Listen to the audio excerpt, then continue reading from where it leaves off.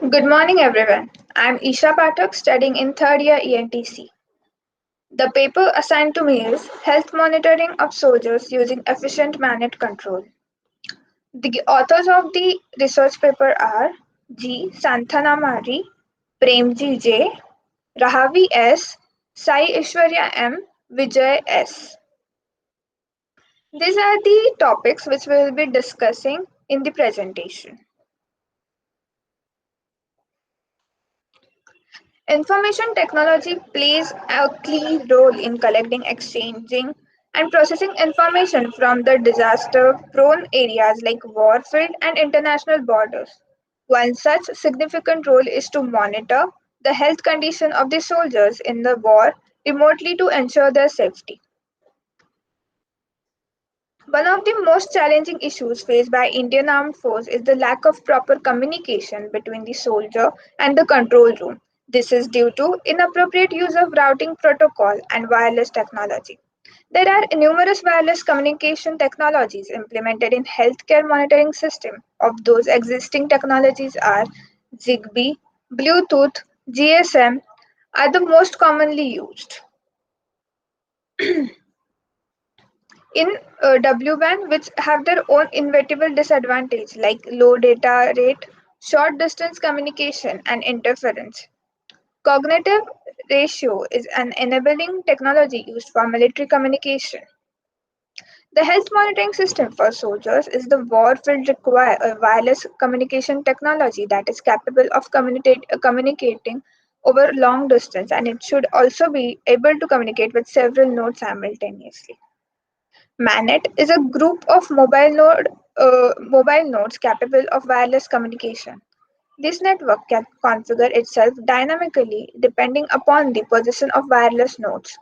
So the implementation of the MANET is this disaster-prone zones ensures self-configuration, self-organization, and flexibility.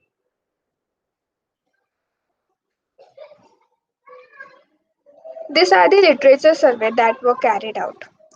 A paper presented by Debanath Bhattacharya explained wireless sensor networks and also routing protocols. Another paper by Zakir Hussain explained the different types of mobile ad hoc networks, that is MANET. The third paper which was referred was presented by Sheikh Shabana, which discussed the effect of routing protocols, and another paper by S.S. Zadav discussed the performance of dynamic source routing.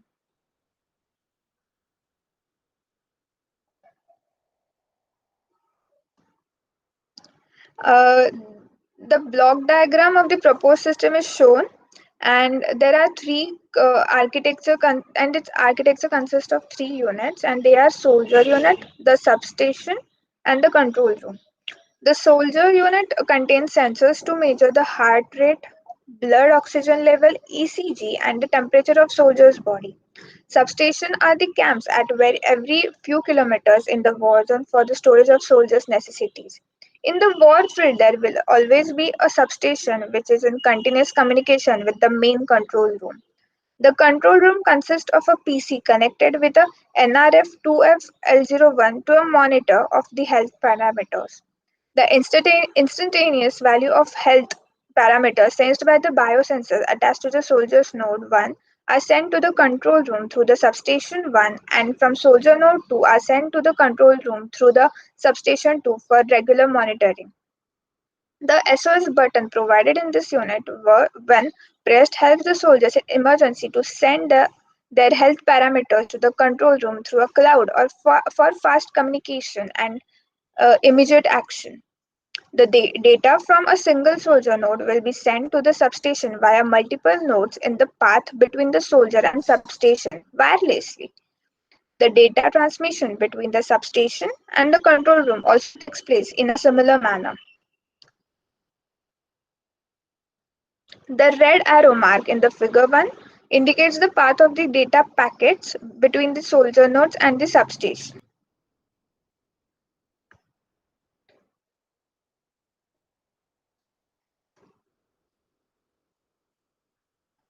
These are the hardware components required for the implementation.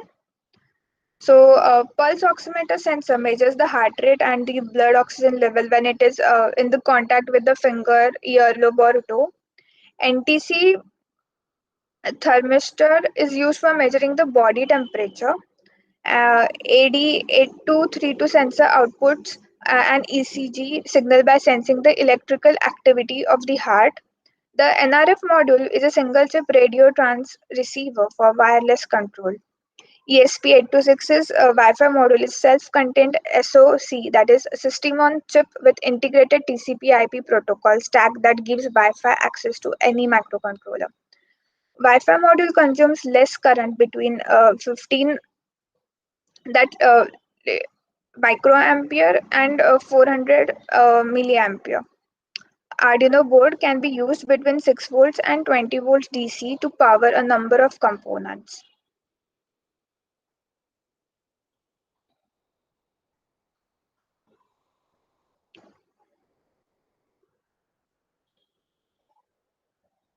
The NRF24L01 transceiver module can send and receive data through a channel with the ISM frequency band of 2.4 GHz.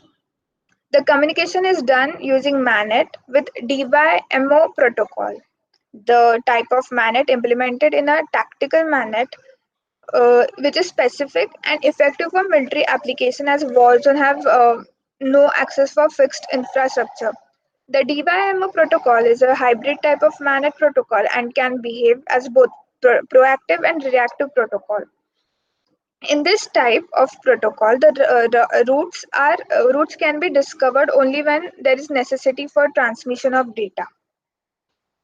Uh, Data transmission using DYMO. When a node needs to transmit data, it broadcasts an RREQ, that is route request message, and this message keeps an order list of all nodes it passes through.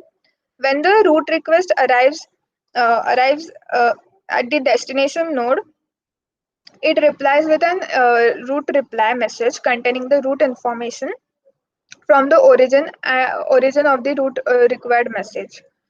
Whenever the data reaches the control room, the RREP will be sent as an acknowledgement to the source mode. Once the data is collected in the control room, the monitoring can be done to analyze the soldier's health and condition. The cloud architecture. Uh, ThinkSpeak remotely monitors the data from various devices like sensors, transceivers, and instruments. In this work, the cloud service is used an IoT-based cloud platform indicating the emergency. This enables the military personnel to analyze the health parameters of the soldiers who are in emergency, irrespective of the soldier's current location. The the online and offline analysis of the data and retrieval of data is very easy since all the data is stored in one central location using cloud architecture.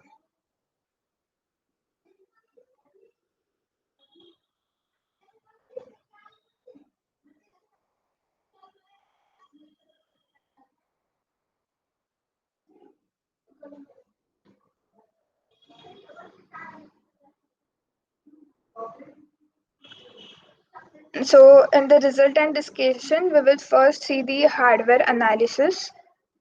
Uh, the component setup for the proposed system is shown in the figure. The data rate and the power consumption of a transceiver module is inversely proportional to each other. Higher the data rate, lower will be the consumption of the power.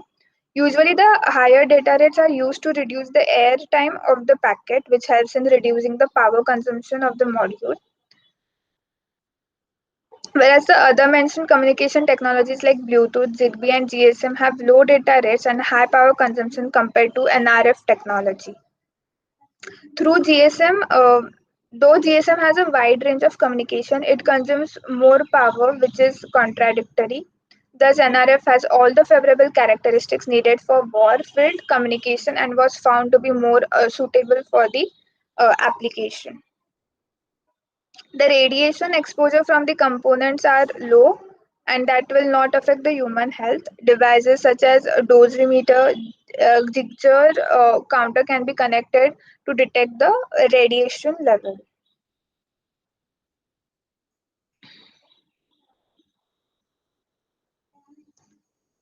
These are the simulation analysis. Mobile ad hoc network with one routing protocol from each type, that is DYMO, GPSR, AODV, and DSDV, is simulated in OMNeT++ environment. OMNeT++ is Objective Modular Network testbed in C++. The same network conditions were chosen for the simulation of every routing protocol. A network size of 10 router nodes has been considered for the simulation. The packet size and the bits rate were set to default values in the simulator, that is 64 bytes and 2 Mbps respectively. The figure shows the simulation environment of the routing protocols like DYMO, GPSR, AODV, and DSDV respectively.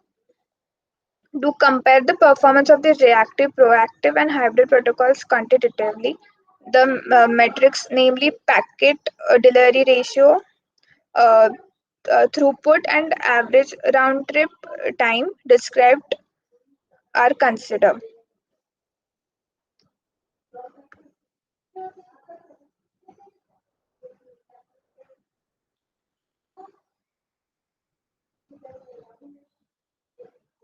So the conclusion is that the proposed system was designed with the biosensors like pulse rate sensor, temperature sensor, electrocardiogram sensor, and blood oxygen level sensor attached to the soldier's body. And the sensed values are transmitted to the control room through the intermediate nodes in mobile ad hoc fashion. The data is transmitted using NRF module, which are the best communication range and data compared to the other wireless technologies like Bluetooth, Zigbee, and GSM. Hence, a MANET is implemented with DYMO protocol in a proposed system. The SOS signal is transmitted to the control room through an ESP8266 Wi-Fi module. This service would be of great aid for the soldiers in the war field. In the future, the proposed system architecture could be extended in many ways, like the health parameter of the soldier can be communicated over a control room in different cities using uh, L- LoRaWAN WAN technology, as it supports long range and fast communication. This will help to get assistance in panic situation where the soldier cannot be treated with the medical facilities available in the control room located near to the war field. Thank you.